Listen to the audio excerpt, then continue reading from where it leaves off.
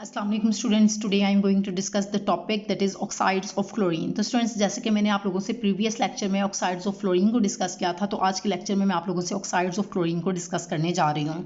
लेकिन स्टूडेंट्स, ये lecture start करने से पहले मैं आपको बता दूँ कि आप ये देख रहे होंगे कि इस लेक्चर में मैंने पॉइंट्स को हाईलाइट किया हुआ है पहले से ही, और ये आप लोगों को नज़र आ रहा है, ठीक है। और इसके पीछे क्या रीज़न है कि ये मैंने लेक्चर जो है वो पहले रिकॉर्ड कर लिया था, लेकिन जब मैंने देखा तो इसमें जो है मेरी आवाज़ ही नहीं थी, ठीक है। लेक्चर रिकॉर्ड हुआ था लेकिन उसमें मेरी आवाज़ नहीं थी, ठीक है। तो इसी वजह से वो मैंने सारा दोबारा समझाना पड़ रहा है, इस वजह से मैं सेकंड टाइम जो है वो इसको रिकॉर्ड कर रही हूँ, और होप्स हो कि अब जो है वो आपको सही आवाज़ जो है वो क्लियर होगी। पिछली दफ़ा जब मैंने रिकॉर्ड किया था, लेकिन उसमें रिकॉर्डिंग हुई थी लेकिन वॉल्यूम जो है वो काफ़ी लो था। तो अब जो है होप्स हो कि इसका जो है वॉल्यूम आपको अच्छे से आपको क्लियर होगा, ठीक है। तो अब हम स्टार्ट लेते हैं स्टूडेंट्स, ऑक्साइड्स ऑफ क्लोरीन की तरफ आते हैं। तो ऑक्साइड्स ऑफ क्लोरीन जो हैं दे आर जनरली अनस्टेबल, और ये अनस्टेबल होते हैं, अनस्टेबल मतलब फ़ौरन से डिकम्पोज हो जाते हैं, ठीक है। तो जो क्लोरीन के ऑक्साइड्स हैं, ठीक है। अब इनमें कौन कौन से ऑक्साइड्स हैं ये सब हम डिस्कस करेंगे, और इनकी जो प्रेपरेशन है उसको भी मैं आप लोगों से डिस्कस करूंगी स्टूडेंट्स, और लास्ट में मैं इनकी प्रॉपर्टीज़ भी आप लोगों से डिस्कस करूंगी, ठीक है। तो हम स्टार्ट लेते हैं सबसे पहले ऑक्साइड्स ऑफ क्लोरीन की। जैसे कि मैंने कहा कि they are generally unstable and they are not prepared by direct reaction of chlorine and oxygen. अब आप सोच रहे होंगे कि हम जो है क्लोरीन के ऑक्साइड्स बनाने हैं तो हम क्लोरीन को ऑक्सीजन के साथ डायरेक्ट रिएक्ट करवा के भी बना सकते हैं, लेकिन ऐसा नहीं है। तो स्टूडेंट्स, हम इनको डायरेक्ट रिएक्शन जो है क्लोरीन का डायरेक्ट रिएक्शन ऑक्सीजन के साथ करके इनको हम प्रिपेयर नहीं करते। They are not prepared by direct reaction of chlorine with oxygen, ठीक है। And they are used extensively for bleaching wood को ब्लीच, इनके यूजेस कहाँ पर है, यूज़ कहाँ पर हम इनको करते हैं। वुड को ब्लीच करने के लिए यूज़ किया जाता है, इसका एक मेन पर्पज़ ये है। इसके अलावा जो पेपर पल्प है, पेपर पल्प कहते हैं जो गूदा होता है, ठीक है। पेपर जो है कागज़ वगैरह का जो गूदा होता है, ठीक है, जो पेस्ट होता है जो बनाने के लिए, जो पेपर को प्रिपेयर करने के लिए जो मैन्युफैक्चरिंग प्रोसेस ऑफ पेपर है, उसमें आपने देखा होगा जो उसका जो पल्प तैयार किया जाता है, उसको गूदा जो तैयार किया जाता है उसको हम कहते हैं पेपर पल्प, ठीक है। पेपर पल्प इन इंडस्ट्री, उसमें उसके तौर पर इसको यूज़ किया जाता है, ठीक है। इसके अलावा जो है फॉर वाटर ट्रीटमेंट में इसको इस्तेमाल किया जाता है, यानी कि जो क्लोरीन है उसको जो है हम यूज़ करते हैं वाटर ट्रीटमेंट में, मतलब वाटर को प्योरीफाई करने के लिए, ठीक है। तो ये सारी जो है जो ऑक्साइड्स ऑफ क्लोरीन है उनकी मैंने आप लोगों से यूजेस भी साथ हैं डिस्कस कर लिए हैं। तो अब स्टूडेंट्स, मैं आती हूँ कि कौन कौन से ऑक्साइड्स ऑफ क्लोरीन आपके मौजूद हैं। तो सबसे पहले हमारे पास जो फर्स्ट है वो क्या है, डाइक्लोरीन मोनोऑक्साइड। डाइक्लोरीन मोनोऑक्साइड का मतलब आपको देख ही पता चला है, डाई कहते हैं दो को और क्लोरीन कहते हैं, क्लोरीन मतलब आपके पास Cl आ गया, तो मतलब एटम जो है क्लोरीन एटम यहाँ पर ले रहे हैं, मतलब क्लोरीन की बात हम करें ना, ऑक्साइड्स ऑफ क्लोरीन की, तो Cl2 हो जाएंगे। और मोनोऑक्साइड, मोनो का मतलब होता है वन ऑक्सीजन वाला, तो इसमें Cl2O होगा इसका फॉर्मूला, ठीक है। इसके बाद जो सेकंड नंबर पे आपके पास ऑक्साइड ऑफ क्लोरीन है वो क्या है, क्लोरीन डाइऑक्साइड। इसका मतलब क्या है कि एक क्लोरीन के साथ दो ऑक्सीजन एटम, डाई कहते हैं दो को, तो ये साथ में मैंने मेंशन किया। मोनो का मतलब होता है वन, ठीक है, मोनो का मतलब क्या होता है वन, तो इसी वजह से एक ऑक्सीजन लगा। डाइऑक्साइड मतलब दो ऑक्सीजन वाला, ठीक है, क्लोरीन डाइऑक्साइड। और फिर नेक्स्ट थर्ड नंबर पे है क्लोरीन हेक्साऑक्साइड। हेक्सा कहते हैं सिक्स को, हेक्सा किसे कहते हैं, सिक्स को, तो ये हो गया Cl2O, सिक्स हो गए, मतलब सिक्स ऑक्सीजन एटम्स मौजूद है, तो क्लोरीन हेक्साऑक्साइड। और लास्ट है वो फोर्थ नंबर पे आपका जो ऑक्साइड ऑफ क्लोरीन है वो क्या है, क्लोरीन हेप्टाऑक्साइड। हेप्टा कहते हैं सात को, ठीक है, हेक्सा कहते हैं सिक्स को और हेप्टा कहते हैं सेवन को, तो इसी वजह से क्लोरीन हेप्टाऑक्साइड में आप देखें कि Cl2O7, इसमें 7 ऑक्सीजन एटम्स जो हैं वो मौजूद हैं। तो होप्स हो कि स्टूडेंट्स ये आप लोगों को जो है इनके फॉर्मूलाज वगैरह जो है वो पता चल गए, और ये चार जो ऑक्साइड्स ऑफ क्लोरीन है इनको मैंने यहाँ पर आप लोगों से डिस्कस किया। लेकिन स्टूडेंट्स, आपके लेवल पे जो है ये दो जो ऑक्साइड्स हैं क्लोरीन के, that is chlorine dioxide and chlorine heptoxide, इसको डिटेल में डिस्कस किया। तो मैं भी आप लोगों से ये जो दो हैं सेकंड नंबर पे और फोर्थ नंबर पे, इन लोगों को आप लोगों से इन दोनों ऑक्साइड्स ऑफ क्लोरीन को आप लोगों से डिस्कस करूंगी, ठीक है। तो हम स्टूडेंट्स सबसे पहले जो है वो क्लोरीन डाइऑक्साइड की तरफ आते हैं, और क्लोरीन डाइऑक्साइड को स्टार्ट करने से पहले मैं आपको बता दूं कि इसमें सबसे पहले जो है हम इसको प्रिपेयर करेंगे, और इसको प्रिपेयर करने के लिए जो है वो दो मेथड्स हैं, और फिर उसके बाद जो है हम इसकी प्रॉपर्टीज़ की तरफ आएंगे, ठीक है। तो सबसे पहले जो है हम इसकी प्रेपरेशन की तरफ आते हैं। तो मैंने आपको बताया कि प्रेपरेशन में इसके दो मेथड्स हैं प्रिपेयर करने के, ठीक है। तो फर्स्ट मेथड ऑफ प्रेपरेशन क्या है, Okay, it is prepared by reducing sodium chlorate that is NaClO3 with NaCl. ठीक है, आप इसको रिड्यूस करेंगे सोडियम क्लोरेट को NaCl के साथ, और या फिर NaCl की जगह आप सल्फर डाइऑक्साइड को भी यूज़ कर सकते हैं, या मेथानोल जो है CH3OH मिथाइल अल्कोहल जिसको या मेथानोल आप कहते हैं, इसको कहते हैं, उससे भी आप इसको रिड्यूस कर सकते हैं। ठीक है, in strongly acidic solution. Strongly acidic solution मतलब आपने एसिड मीडियम जो है वो आपने प्रोवाइड करना है, उसमें जो है एसिडिक मीडियम में आप लोगों ने जो है ये इसकी जो है इसका रिएक्शन करना है। अब यहाँ पर हमने बात की स्टूडेंट्स के रिड्यूस करना है हमने NaCl3 को विद NaCl, तो हम NaCl के साथ यहाँ पर रिडक्शन करेंगे। तो ये आप रिएक्शन देख रहे हैं, या आपकी बुक में तो है वो इस तरह से मेंशन है कि ClO3 क्लोरेट की फॉर्म में ClO3 नेगेटिव, और यहाँ पर आपने हेलाइड क्लोराइड का NaCl का Cl ले लिया, Cl नेगेटिव, यहाँ पर क्लोरेट का Na पॉजिटिव होता है, तो ClO3 नेगेटिव हो जाता है। ठीक है, इस तरह से आप लोगों ने इसको देखा। तो यहाँ पर हम लोगों ने क्लोरेट ले लिया और क्लोराइड ले लिया, तो आप इसको पूरा जो है वो NaClO3 भी लिख सकते हैं। ठीक है, और बेटर है कि आप लिख लें तो ज़रा अच्छे तरीके से आप इसको इस चीज़ को अंडरस्टैंड कर सकते हैं। अब वो कैसे मैं आपको ये दिखा देती हूँ। तो देखें स्टूडेंट्स, यहाँ पर जो है वो इसकी बात हो रही है कि देखें NaClO3 था आपका, ठीक है, NaClO3, और आपने इसकी रिडक्शन करनी है NaCl की मौजूदगी में। ठीक है, NaClO3 को रिड्यूस करना है विद NaCl। ठीक है, और साथ में एसिडिक मीडियम है, तो एसिड आपको पता है कि एसिडिक मीडियम H पॉजिटिव होता है ना, एसिड होता है जो प्रोटॉन आसानी से देते हो, तो एसिडिक मीडियम 4H पॉजिटिव से रिप्रेजेंट किया गया। ठीक है, H पॉजिटिव से रिप्रेजेंट किया 4, तो रिएक्शन को बैलेंस करने के लिए लिखा गया है। ठीक है, तो ये H पॉजिटिव यानी कि इस मीडियम में एसिडिक मीडियम को रिप्रेजेंट कर रहा है, तो आपने रिडक्शन करनी है। तो रिडक्शन को अंडरस्टैंड करने से पहले सबसे पहले तो आपने इसको देखना है ना कि इनके ऑक्सीडेशन स्टेट्स वगैरह को अच्छे से अंडरस्टैंड कर लें। तो आप देखें कि ऑक्सीजन जो है उसके ऑक्सीडेशन नंबर जो होता है वो -2 होता है। ठीक है, ऑक्सीडेशन नंबर क्या होता है, -2 होता है। तो अब यहाँ पर देखें तो स्टूडेंट्स हमने बात की है कि ये जो सोडियम है उसका क्या होता है +1, और यहाँ पर क्या होता है वैसे ही -1 होता है। ये ClO3 के ऊपर -1 चार्ज है। ठीक है, ये +1 और ये वाला क्या है -1 हो गया, ClO3 क्लोरेट के ऊपर -1 चार्ज हो गया। लेकिन अब इसके अंदर जो है हम क्लोरीन की ऑक्सीडेशन नंबर जो है उसको फाइंड आउट कर लेते हैं, उसके रिस्पेक्ट से आप देखेंगे कि किस तरह से ये रिडक्शन इसके अंदर हो रही है। ठीक है, तो आप देखें कि यहाँ पर जो Cl है वो किस ऑक्सीडेशन नंबर इसका यहाँ पर क्या होगा, वही मैं आप लोगों से डिस्कस करने जा रही हूँ। तो होता ही है स्टूडेंट्स कि यहाँ पर जो Na के ऊपर मैंने आपको पहले बताया कि यहाँ पर तो वैसे हमने लिखा ना कि Na के ऊपर पॉजिटिव और ClO3 के ऊपर -1 चार्ज है। अगर हम इसको ओपन करके देखें तो ये Na जो है वो Na के ऊपर पॉजिटिव +1 और ClO3 ऑक्सीजन के ऊपर हमेशा याद रखें कि Cl है और साथ में 3 ऑक्सीजन है, तो क्लोरीन ऑक्सीडेशन नंबर जो होता है ऑक्सीजन का हमेशा क्या होता है -2 होता है। तो 3 2 = 6, तो ये क्या हो जाएगा -6। इस ऑक्सीजन के ऊपर जो है वो ऑक्सीडेशन नंबर इसका क्या है -6 हो गया ओवरऑल। ठीक है, और इनका बाकी का क्या होना चाहिए +6 होना चाहिए। ठीक है, तो +6 होने के लिए ये +1 ऑलरेडी मौजूद है, तो यहाँ पर क्या हो जाएगा +5 होगा। ठीक है, +5 हम ऐड करेंगे तभी ये +6 हो सकेगा। ठीक है, ओवरऑल न्यूट्रल होना चाहिए, -6 +6 खत्म हो जाएंगे, 0 होगा। ठीक है, इस तरह से आप लोग इसको अच्छे से अंडरस्टैंड कर सकते हैं। तो क्योंकि हमने बात की है कि रिड्यूस करें हम NaCl के साथ इसको, तो वो कैसे रिड्यूस हो रहा है, तो ये सारी बात मैं अभी आप लोगों से डिस्कस करने जा रही हूँ। ठीक है, तो NaClO3 यहाँ पर देखें आपने क्लोरीन जो है वो +5 स्टेट में था, मतलब ये मैंने सारा ओपन करके आपको दिखाया, ये नीचे आप देख सकते हैं मेरे +5 ऑक्सीडेशन नंबर इसका कैसे आया वो सारी मैंने आपसे डिस्कस किया। ठीक है, और अब देखें कि जब हमने NaCl के साथ इसकी रिडक्शन की तो ये आपको क्या दे रहे हैं, आपको दे रहा है क्लोरीन डाइऑक्साइड ClO2 आपको मिल रहा है, साथ में क्लोरीन और साथ में वाटर मिल रहा है। अब क्लोरीन डाइऑक्साइड ही हम लोग प्रिपेयर करने जा रहे थे, तो ये तो बनेगा, अब ये कैसे बनेगा देखें, ClO2 बनेगा आपके पास, ClO2 और साथ में क्लोरीन जो है वो बनेगी और साथ में वाटर। रिएक्शन स्टूडेंट्स बैलेंस करना वो सारी चीज़ें बाद में हम डिस्कस करते हैं, लेकिन यहाँ पर अभी हम जो मेन बात डिस्कस करें वो ये कि जैसे यहाँ पर अगर हम NaClO3 से अब ये NaClO2 बनेगा। ठीक है, क्या बनेगा, NaClO2 बनेगा, बाद में इसकी सेपरेशन करके क्लोरीन डाइऑक्साइड आपको मिलती है ClO2। ठीक है, तो इसीलिए आप यहाँ पर कंफ्यूज ना हो कि बुक में आपके ClO2 इसीलिए बनाया है क्योंकि सोडियम वगैरह को यहाँ पर इसलिए नहीं लिखा गया। ठीक है, होप सो कि आप इस चीज़ को अंडरस्टैंड कर रहे हैं। ठीक है, यानी कि इसके जो कैटायनिक पार्ट है Na Cl पॉजिटिव, इसी तरह यहाँ पर Na पॉजिटिव नहीं लिखा, वो किस वजह से नहीं लिखा ये बात होप सो कि आप अच्छे से अंडरस्टैंड कर रहे हैं। ठीक है, तो क्लोरीन डाइऑक्साइड जो है वो आपको मिलेगी ClO2 और साथ में जो है वो क्लोरीन गैस यहाँ पर इवॉल्व होगी और साथ में जो है वाटर मिलेगा। तो आप देखें यहाँ पर जो क्लोरीन रिडक्शन कैसे हुई है कि ऑक्सीजन के ऊपर जो है वो ऑक्सीडेशन नंबर -2 होता है ना, तो ये 2 2 = 4, तो ये -4 हो जाएगा, तो ऑटोमेटिकली इस क्लोरीन के ऊपर चार्ज क्या आ जाएगा +4 आ जाएगा। ठीक है, तो आपने देखा कि यहाँ पर कैसे रिडक्शन हुई है कि NaCl -1 और ये +1 होता है, ठीक है। तो ये इसने कैसे इसको सोडियम क्लोराइड ने कैसे रिड्यूस किया है कि +5 यानी कि ऑक्सीडेशन नंबर से रिड्यूस करना मतलब क्या होता है कि जिसमें ऑक्सीडेशन नंबर में कमी आए, रिडक्शन हो, मतलब रिड्यूस आए, डिक्रीज आए ऑक्सीडेशन नंबर में। तो ये देखें +5 से रिड्यूस होकर क्या हो गया +4 स्टेट में चला गया है। इसी वजह से हमने क्या क्या कहा कि यहाँ पर क्या हुई है, रिडक्शन हो गई, ये रिड्यूस हो गया है, ठीक है। तो इस चीज़ को आप लोगों ने अच्छे से अंडरस्टैंड करना है, ठीक है।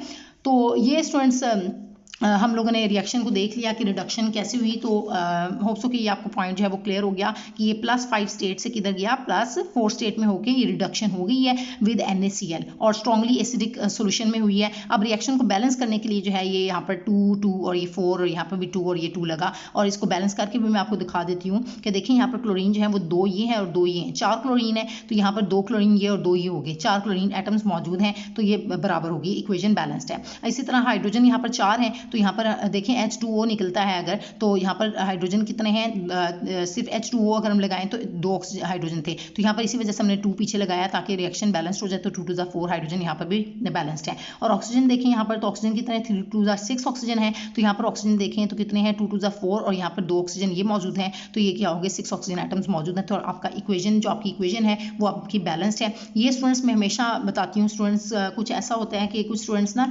इक्वेशन को भी साथ साथ देख रहे होते हैं कि वो बैलेंस्ड फॉर्म में है नहीं है, तो ये सारी चीज़ें भी इसलिए मैं आप लोगों को साथ में डिस्कस कर रही होती हूँ, ठीक है।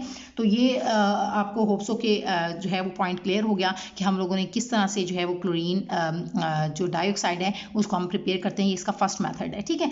ये आपको क्लियर हो गया। तो अब हम आते हैं इसके सेकंड मेथड की तरफ, ठीक है। तो सेकंड मेथड जो है वो स्टूडेंट्स, ये आपके पास जो सेकंड मेथड है ये होप्सो के नज़र आ रहा है आपको, ये सेकंड मेथड है। और इसमें क्या होता है कि it is also prepared by reacting concentrated sulphuric acid with potassium chlorate, ठीक है। ये KClO3 के साथ जो है हम इसको रिएक्ट करवाते हैं KClO3 के साथ पोटाशियम क्लोरेट के साथ, और and this reaction is violent, और ये रिएक्शन बहुत ही वायलेंट होता है, यानी कि फास्ट होता है, बहुत ही ज़्यादा तेज़ होता है, वायलेंट होता है। So in order to control this reaction oxalic acid is added. अब इसमें आप देख रहे हैं कि स्टूडेंट्स कंसनट्रेटेड नाइट्रिक एसिड के साथ जो है, साथ में हमने स्टार्ट में पढ़ा था कि कंसनट्रेटेड सल्फ्यूरिक एसिड का हम KClO3 के साथ रिएक्शन करते हैं, तो ये आपने देखा कि KClO3 है और साथ में कंसनट्रेटेड सल्फ्यूरिक एसिड है। यहाँ पर कंसनट्रेटेड एसिड आपने यूज़ करना है सल्फ्यूरिक एसिड, और ये ऑक्सैलिक एसिड यहाँ पर जो है वो क्यों यूज़ किया, क्योंकि मैंने आपको बताया कि रिएक्शन बहुत ज़्यादा वायलेंट है, फास्ट है, तेज़ होता है, तो इसी वजह से उसको कंट्रोल करने के लिए जो है हम ऑक्सैलिक एसिड को यूज़ करते हैं इसके अंदर। और ऑक्सैलिक एसिड का फॉर्मूला आप लोगों ने हमेशा पढ़ा है,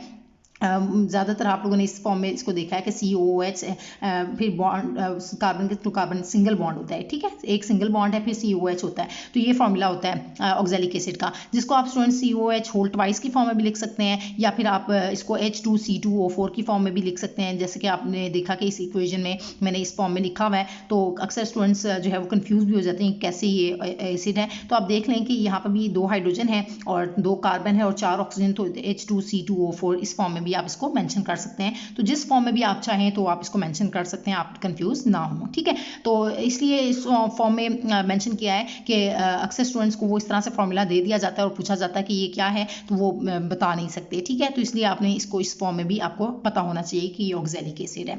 अब इसको रिएक्ट करवा रहे हैं और आप देखें स्टूडेंट्स कि हमारा जो मेन टारगेट था वो क्या था, कि क्लोरीन डाइऑक्साइड को प्रिपेयर करना। तो इसमें जो है हमें क्लोरीन डाइऑक्साइड भी मिलती है, इसके अलावा जो है पोटाशियम सल्फेट, वाटर और साथ में कार्बन डाइऑक्साइड गैस जो है वो भी इसमें इवॉल्व होती है, ठीक है। अब रिएक्शन को हम बैलेंस्ड भी कर लेते हैं। तो देखें यहाँ पर पोटाशियम कितने हैं, 2 पोटाशियम जो है स्टार्ट में यहाँ पर हम लोगों ने K2SO4 बनना है ना, तो यहाँ पर K2 है, 2 पोटाशियम है, तो इसको बैलेंस करने के लिए हमने यहाँ पर पीछे जो है पोटाशियम के पीछे क्या लगाया, 2 लगा दिया, ठीक है। K2SO4 के पोटाशियम कितने हैं, 2 हैं। इसी तरह आप पहले कोशिश कर रहे हैं हमेशा कि पहले जो है वो आप किसको बैलेंस कर लें, कोई भी एटम्स है, जैसे लेट्स सपोज पोटाशियम हो गया जी, जैसे मैंने यहाँ पर मेंशन किया है कि पोटाशियम को पहले बैलेंस करें, फिर क्लोरीन, फिर सल्फर, फिर कार्बन, फिर हाइड्रोजन और ऑक्सीजन। कार्बन, हाइड्रोजन और ऑक्सीजन को कोशिश करें कि हमेशा लास्ट में स्टूडेंट्स आप लोग जो है वो बैलेंस करें, और इससे पहले कोई भी अगर एटम्स मौजूद हैं, क्योंकि वो उनकी अमाउंट ज़रा कम होती है तो इसलिए वो जल्दी बैलेंस हो जाते हैं, ठीक है। तो पोटाशियम यहाँ पर 2 थे, यहाँ पर भी 2 बैलेंस हमने कर लिए। अब पोटाशियम हमारे पास ओके हो गया, अब आ जाएँ क्लोरीन की तरफ, ठीक है। क्लोरीन देखें तो यहाँ पर क्लोरीन कितने हैं, 2 हैं, तो ये इस तरफ और कोई नहीं है, तो क्लोरीन यहाँ पर देखें कि क्या है, 1 है ना, तो हमने इसी वजह से 2 मोल्स ले लिए, 2 ClO2 बना दिए, ठीक है, 2 बैलेंस किया। अब क्लोरीन भी बैलेंस हो गया। अब हम आते हैं सल्फर की तरफ। तो आप देखें यहाँ पर सल्फर जो है वो कितने मौजूद हैं, जस्ट एक सल्फर है। तो यहाँ पर देखें कि सल्फर जो है एक है, तो ये भी बैलेंस्ड हो गया। ठीक है, आप देखें कार्बन की तरफ आ जाएं तो कार्बन स्टूडेंट्स यहाँ पर तो कोई नहीं है, यहाँ पर 2 कार्बन है और इस तरफ नहीं है, तो बाकी यहाँ पर कार्बन जो है वो आपका और कहीं नहीं है, बस यहाँ पर है। तो एक कार्बन है तो पीछे इसी वजह से 2 कार्बन लगा दिए। ठीक है, तो रिएक्शन को बैलेंस किया। तो ये यहाँ तक आपको होप्सो के पॉइंट्स क्लियर हैं। अब हम आते हैं हाइड्रोजन की तरफ। तो हाइड्रोजन यहाँ पर देखें इस तरफ तो मौजूद नहीं है, और इधर जो है वो 2 हाइड्रोजन है और इधर भी 2 हैं, तो 4 हाइड्रोजन आपके रिएक्टेंट साइड पे हैं। तो प्रोडक्ट साइड पे देखें तो यहाँ पर H2O था ना, वाटर बन रहा था, तो इसी वजह से हमने पीछे 2 लगाया ताकि हाइड्रोजन जो है वो बैलेंस हो सके। तो 2 to the 4 हाइड्रोजन यहाँ पर भी बैलेंस्ड है। ठीक है, तो ये हाइड्रोजन भी बैलेंस्ड हो गए। अब लास्ट में सबसे हमेशा ऑक्सीजन को बैलेंस क्या करेंगे, क्योंकि सबसे ज़्यादा अमाउंट में ऑक्सीजन होते हैं, तो इसको बैलेंस करेंगे लास्ट में, तो फिर आपको आसानी होगी। ठीक है, तो ऑक्सीजन जो है वो 3 to the 6 ऑक्सीजन यहाँ पर मौजूद है और 4 ये हैं, तो 6 और 4 10 हो गए, और 10 और 4 ऑक्सीजन यहाँ पर भी मौजूद हैं, तो ये हो गए आपके 14 ऑक्सीजन। ठीक है,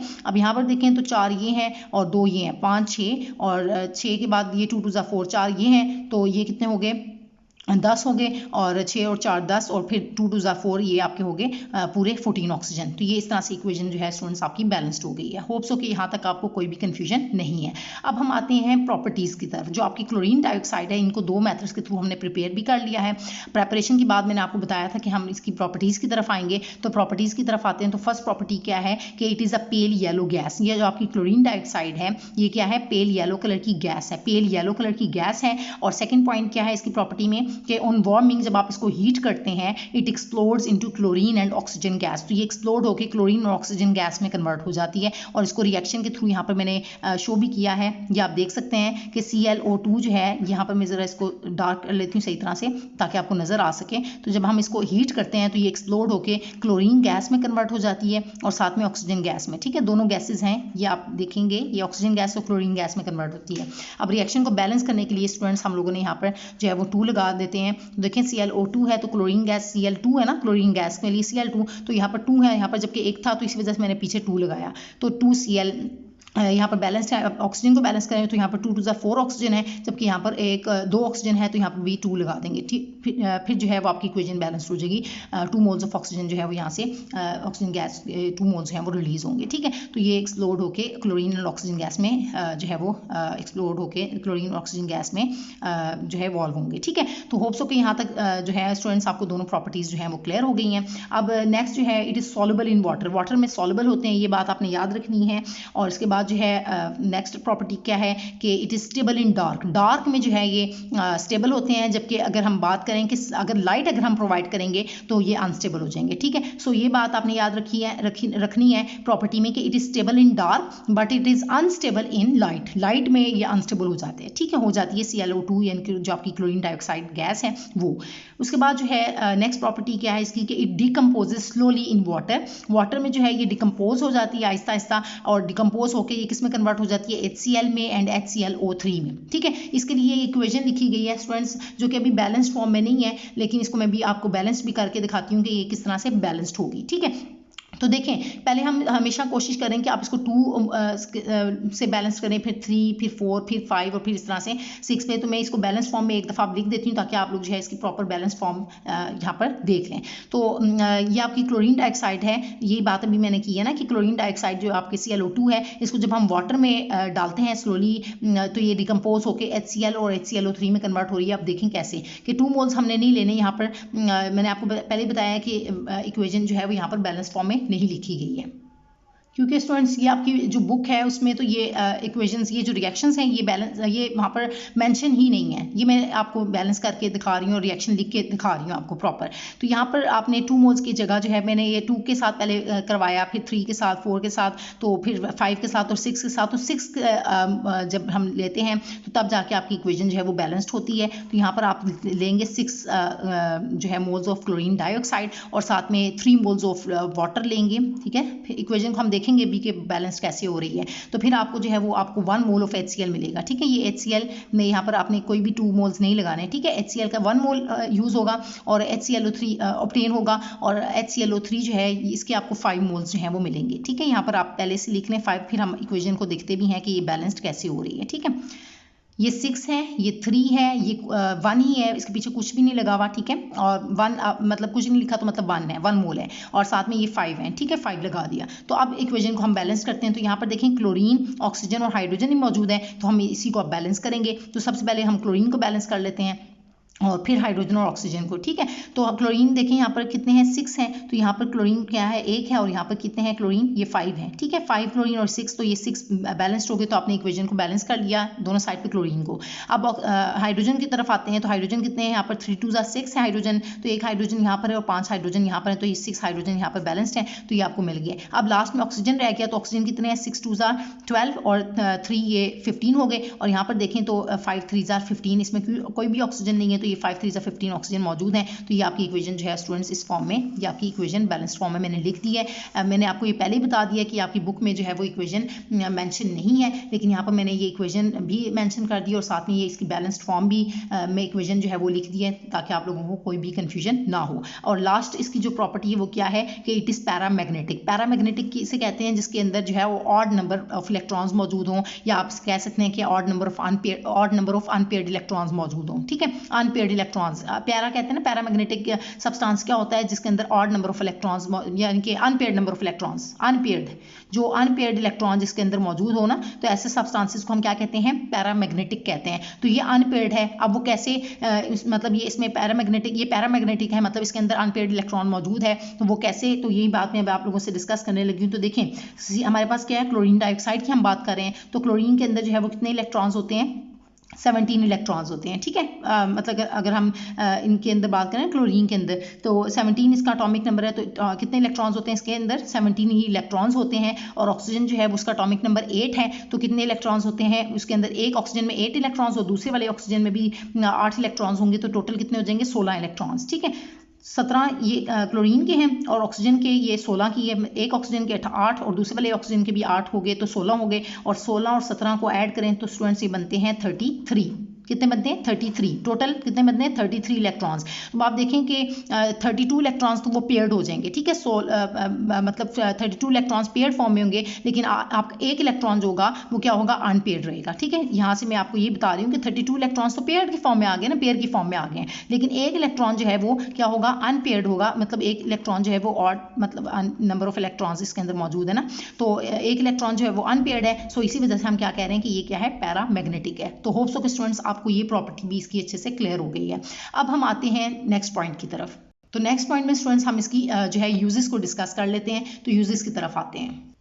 तो यूजेस में सबसे पहले स्टूडेंट्स इसकी हम यूज़ की तरफ आते हैं। It is use as an antiseptic. Antiseptic किसे कहते हैं, जरासीम कश को, जो जरासीम वगैरह को किल कर दे, तो ऐसे सब्सटेंस को हम क्या कहते हैं, एंटीसेप्टिक। तो इसको हम यूज़ करते हैं, क्लोरीन डाइऑक्साइड को हम एज एन एंटीसेप्टिक इस्तेमाल करते हैं, एज एन एंटीसेप्टिक यूज़ कर सकते हैं, क्योंकि जरासीम कश है, जरासीम को किल कर देता है, तो इसी वजह से इसको यूज़ किया जाता है एज एन एंटीसेप्टिक। नेक्स्ट जो है इसको हम यूज़ करते हैं for the purification of water. Water को प्योरीफाई करने के लिए भी इस्तेमाल किया जाता है, ठीक है। इसके अलावा जो है it is also use to bleach cellulose material. Cellulose material वगैरह को ब्लीच करने के लिए भी इसको इस्तेमाल किया जाता है। तो ये 3 यूजेस मैंने आप लोगों से इसकी डिस्कस किए हैं। अब होप्स हो कि आपको स्टूडेंट्स ये जो मैंने ऑक्साइड्स ऑफ क्लोरीन में जो क्लोरीन डाइऑक्साइड है इसको डिटेल में डिस्कस किया, ये होप्स हो कि आपको जो है वो अच्छे से क्लियर हो गया। अब मैं जो इसका सेकंड, मैंने स्टार्ट में आपको बताया था ना कि इन दोनों को मैं आप लोगों से डिटेल में डिस्कस करूँगी, ये जो सेकंड और फोर्थ नंबर पे है। तो ये सेकंड वाला हमारा क्लियर हो गया। अब मैं फोर्थ पॉइंट वाला जो है ऑक्साइड ऑफ क्लोरीन उसको डिस्कस करती हूँ, that is chlorine heptoxide, that is Cl2O7। तो ये Cl2O7 जो है इसमें सबसे पहले इसकी भी स्टूडेंट्स हम प्रेपरेशन को डिस्कस करेंगे और फिर इसकी प्रॉपर्टीज़ की तरफ आएंगे। तो प्रेपरेशन हम देखते हैं कि इसको कैसे प्रिपेयर करते हैं। It is prepared by dehydration of HClO4। HClO4 को हम क्या कहते हैं, पर क्लोरिक एसिड। क्या बोलते हैं हम इसको, पर क्लोरिक एसिड बोलते हैं, पर क्लोरिक एसिड बोलते हैं। तो पर क्लोरिक एसिड की हमने क्या करनी है स्टूडेंट्स, डिहाइड्रेशन। डी कहते हैं रिमूवल को और हाइड्रेशन क्या कहते हैं, water. Removal of water is called as dehydration. अक्सर हम टर्म यूज़ करते हैं हमारे जब हम बात कर रहे थे, हम कहते हैं हमारी बॉडी में डिहाइड्रेशन हो गई है हमें, ठीक है, मतलब वाटर की जो है वो हमारे बॉडी में कमी हो गई है, ठीक है। तो डिहाइड्रेशन का मतलब है रिमूवल ऑफ वाटर, ठीक है। तो हम क्या करेंगे, पर क्लोरिक एसिड जो है HClO4 का, इसमें से वाटर को रिमूव करेंगे विद P2O5। तो ये बात इसमें आपने याद रखनी है स्टूडेंट्स की, जो आपका P2O5 है, ये जो P2O5 है यहाँ पर, ये क्या है, डिहाइड्रेटिंग एजेंट है। क्या है, डिहाइड्रेटिंग एजेंट है। क्यों डिहाइड्रेटिंग एजेंट है? क्योंकि वाटर को रिमूव करने में हेल्प करता है, वाटर को रिमूव कर रहा होता है, वाटर को एब्जॉर्ब कर लेता है, तो इसी वजह से हम इसको कहते हैं कि क्या है, डिहाइड्रेटिंग एजेंट है। ठीक है, और ये सारा रिएक्शन होगा, मतलब डिहाइड्रेटिंग एजेंट हम इसमें ऐड करेंगे, इसके साथ रिएक्शन करवाएंगे HClO4 का, तब ही वाटर जो है उसमें से रिमूव हो जाएगी, यानी कि डिहाइड्रेशन प्रोसेस होगा, और आप देखेंगे कि फिर आपको जो ये क्लोरीन हेप्टॉक्साइड है वो ऑब्टेन होगा। तो ये रिएक्शन जो है वो लिखा गया है, और ये रिएक्शन हो रहा है, इसका डिहाइड्रेशन ऑफ HClO4 कर रहे हैं with P2O5 eight -10 degree Celsius पे। -10 डिग्री सेल्सियस जो है वो इसके लिए रिएक्शन कंडीशंस में टेम्परेचर बताया गया है, and it is anhydride of HClO4। ये एनहाइड्राइड है HClO4 का। ये मैं बताती हूँ कि कैसे हम इसको एनहाइड्राइड ऑफ HClO4 कह रहे हैं। एनहाइड्राइड कहते हैं जिसमें से वाटर को रिमूव कर दिया जाए। HClO4 का एनहाइड्राइड है, ये मैं करके ओपन करके मैं आपको दिखाती हूँ स्टूडेंट्स। ठीक है, तो देखें कि ये आपने HClO4 जो है यहाँ से 2 मोल्स ले लिए HClO4 के। मैं यहाँ पर साइड पे करके दिखा रही हूँ ताकि आपको कन्फ्यूजन ना हो। HClO4 है, ठीक है, और यहाँ से दूसरा आपने इसी तरह HClO4 ले लिया। 2 मोल्स लिए ना यहाँ पर, स्टार्ट में 2 मोल्स हैं, तो HClO4 ये दूसरा HClO4 आपने ले लिया। तो यहाँ से अब क्या किया हमने, वाटर को निकालना है। तो एक हाइड्रोजन यहाँ से निकला, दूसरा हाइड्रोजन यहाँ से, 2 हाइड्रोजन निकल गए। वाटर निकालने के लिए आपको पता है कि H2O निकालना है ना, तो 2 हाइड्रोजन निकल गया और एक ऑक्सीजन को निकालना है। तो 2 हाइड्रोजन ये वाला भी निकल गया, ये वाला हाइड्रोजन भी निकल गया, और एक ऑक्सीजन निकाल दिया, तो आपके पास 2 क्लोरीन बच गए ना। कि क्या बचा आपके पास, Cl2 बच गए, 2 क्लोरीन बच गए, और 4 ऑक्सीजन ये हैं, और 3 ऑक्सीजन यहाँ से, मतलब एक ऑक्सीजन रिमूव किया था वाटर के लिए ना। ठीक है, ये देख लें आप, इक्वेशन यहाँ पे मैं साथ में लिख भी रही हूँ।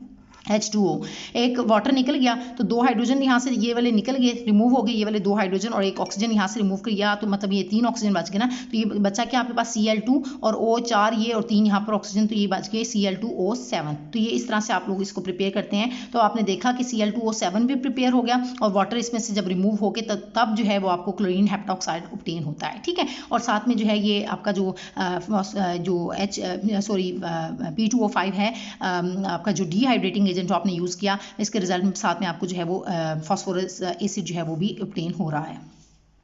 फॉस्फोरस बेस्ड एसिड जो है वो आपको ऑब्टेन हो रहा है। ठीक है, तो ये आपने देख लिया। आप रिएक्शन को देख लेते हैं बैलेंस्ड भी है या नहीं। तो क्लोरीन यहाँ पर 2 है, तो इसी वजह से स्टूडेंट्स हमने पीछे जो है वो 2 लगाया है यहाँ पर, ताकि इक्वेशन हमारी बैलेंस्ड हो सके। और क्लोरीन जो है वो दोनों तरफ बैलेंस्ड हो गए, दोनों 2 हैं। P2 यहाँ पर फॉस्फोरस 2 हैं, तो यहाँ पर फॉस्फोरस 2 नहीं है, तो यहाँ पर 1 है, तो इस वजह से हमने पीछे यहाँ पर 2 लगा दिया। और ऑक्सीजन क्लोरीन भी बैलेंस्ड है, फॉस्फोरस भी बैलेंस है। हाइड्रोजन को आप देख लेते हैं, हाइड्रोजन यहाँ पर 2 है, तो यहाँ पर हाइड्रोजन देख लें, यहाँ पर भी 2 है, तो ये बैलेंस्ड है। और लास्ट में हमारे पास ऑक्सीजन रहेगी, तो ऑक्सीजन देखें यहाँ पर 4 2 8, 8 ये हैं और 5 ये हैं, तो कितने हो गए, 9 10 11 12 13 हैं। और यहाँ पर देखें तो 7 ये हैं, तो 3 2 6, और 6 और 6 12 और 1 13, पूरे 12 ओवर 13 ऑक्सीजन जो है वो यहाँ पर बैलेंस है। तो ये इक्वेशन जो है आपकी बैलेंस फॉर्म में लिखी गई है। तो होप सो कि स्टूडेंट्स आप लोगों को जो है ये पॉइंट जो है वो क्लियर हो गया कि किस तरह से हमने HClO4 की डिहाइड्रेशन की। और यहाँ पर ये एक और बात कि एनहाइड्राइड है HClO4 का। एनहाइड्राइड मैंने आपको बताया कि किसे कहते हैं, जिसमें से वाटर को रिमूव कर दिया जाता है। तो HClO4 जो है इसमें से जब वाटर को रिमूव किया तो उसी से ये आपको एनहाइड्राइड मिला है Cl2O7। तो इसी वजह से कहा जा रहा है कि it is an anhydride of HClO4। यहाँ तक ये होप्स ओके क्लियर है। अब मैं लास्ट इसकी प्रॉपर्टीज़ की तरफ आती हूँ। तो प्रॉपर्टीज़ क्या है इसकी, कि it is colourless oily liquid. ये जो आपका क्लोरीन हेप्टॉक्साइड है स्टूडेंट्स, ये कलरलेस होता है, इसका कोई कलर नहीं होता, और ये ऑयली लिक्विड है, ये इसकी नेचर है, ऑयली लिक्विड फॉर्म में होता है। इसके अलावा जो है आपके ये एक्सप्लोसिव होता है, धमाका खेज मवाद है ये, it is explosive and it is third इसकी प्रॉपर्टी क्या है कि it slowly reacts with water to give HClO4। ये बात बिल्कुल इस रिएक्शन को उल्टा कर दें, ऑपोजिट कर दें। देखें यहाँ पर हम लोगों ने क्लोरीन हेप्टॉक्साइड बनाया था, तो इसमें अगर हम इसको वाटर के साथ रिएक्ट करेंगे तो दोबारा से आपको जो है वो आपको पर क्लोरिक एसिड जो है वो मिल जाएगा HClO4। तो ये आप देख भी सकते हैं कि Cl2O7 प्लस वाटर, तो ये आपको HClO4 और HCl4 यानी कि दोनों को ऐड करें तो 2 आ जाएगा ना, साथ ही लगा दिया, तो 2 HClO4 जो है ये आपको मिल जाएगा। इसको हम कहते हैं पर क्लोरिक एसिड। तो इसको आप प्रिपेयर कर सकते हैं इस तरह से, पर क्लोरिक एसिड को अगर हम प्रिपेयर करना चाहें तो। ठीक है, तो ये मैंने आप लोगों से इसकी प्रॉपर्टीज़ और इसकी प्रेपरेशन भी डिस्कस कर ली। और स्टूडेंट्स आज का जो लेक्चर का जो मेरा मेन टारगेट था वो क्लियर हो गया है। तो होप्स हो कि स्टूडेंट्स आपको जो लेक्चर है वो कंप्लीट अच्छे से क्लियर भी हो गया। और स्टूडेंट्स अगर आज के लेक्चर से रिलेटेड अगर आपके माइंड में स्टिल कोई भी कंफ्यूजन है तो वो आप मुझसे कमेंट्स में पूछ सकते हैं। Thank you so much students.